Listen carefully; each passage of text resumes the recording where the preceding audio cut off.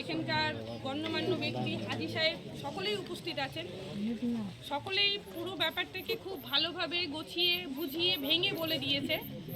আর সকলেই এখানে আপনাদের কাছে একটাই আশাবাদী যে আপনারা এইবারের ভোটটা আর কি বিধানসভা ভোটটা আমাদের জোড়া ফুলে দেবেন। প্রার্থী কে আছে তাকে একবার ভেবে নেবেন যে ওকে কেন প্রার্থী করা হয়েছে। আগামী যেদিন কলেজ মাঠে আমাদের মুখ্যমন্ত্রী এসেছিলেন, ওইখানে যারা যারা গিয়েছিলেন তারা নিশ্চয়ই শুনেছেন যে আমাদের মুখ্যমন্ত্রী একটাই কথা বলেছে যে উনি সব কিছু হারিয়েছেন, স্ত্রী হারিয়েছেন, পুত্র হারিয়েছেন, একমাত্র শুধু রাজনীতিকে ভালোবেসেই উনি এখনো পর্যন্ত আমাদেরকে নিজের সমস্ত কিছু ত্যাগ করে আমাদের সুবিধার্থে আর কি উনি এমএলএ হয়ে আছেন। আগামীতেও উনি প্রার্থী হয়ে দাঁড়িয়েছেন আমাদের কাছে।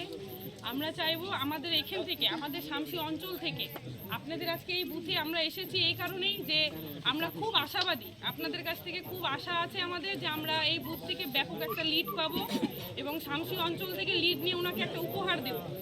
উনি যদি আজকে জিতে এই সিট রতুয়া 48 থেকে সিট জিতে যান তাহলে আমাদের মুখ্যমন্ত্রীর একটা সিট বেশি হবে। আমরা আশা করতে পারবো যে আমাদের মুখ্যমন্ত্রী চতুর্থবারের জন্য আবার মুখ্যমন্ত্রী হবেন, উনি আবার নবান্নে বসবেন। আমরা যেই সমস্ত আর কি সুবিধাগুলো পেয়ে আছি, বিভিন্ন সুবিধা পাই আমরা মায়েরা, আমি এমনকি আমি পর্যন্ত আমি প্রধান হিসাবে আমিও কিন্তু লক্ষ্মীর ভাণ্ডার নিই, আমিও ছাড়ি না, লক্ষ্মীর ভাণ্ডারটা আমিও পাই। এই নয় যে আমি নিই না, প্রধান আছি বলে আমি লক্ষ্মীর ভাণ্ডার নেব না, ওটা আমার অধিকার, সরকার আমার জন্য দিয়েছে, আমি নিচ্ছি।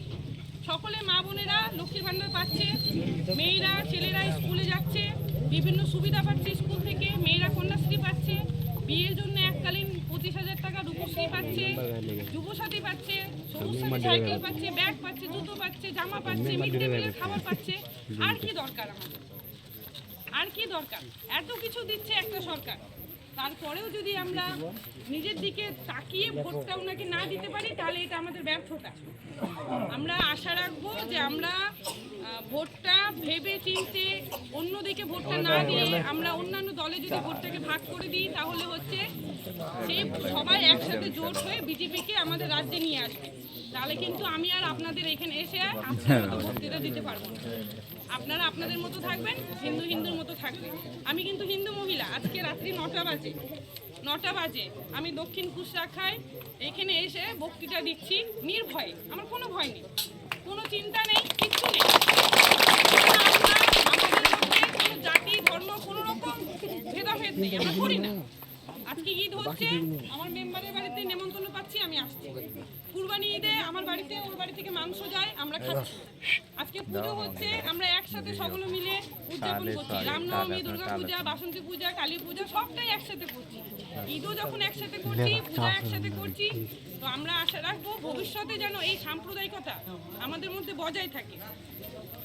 আমার মেয়ের আজকে যদি কোনো রকম শরীর খারাপ হয়, মনে হয় যে হাওয়া বাতাস লেগে গেছে, আমার বাবার বাড়ির পাশে একটা মসজিদ আছে, আমি কিন্তু ফট করে একটু মৌলভী সাহেবের কাছে যাই, মৌলভী সাহেব একটু আমার মেয়েটাকে ঝেড়ে দিন তো, কেন শরীরটা খারাপ হচ্ছে। আমার ওটা বিশ্বাস আছে ওনার প্রতি, আছে অনেকে আছে অনেক কিছু বিশ্বাস করে না, কিন্তু আমি বিশ্বাস করি।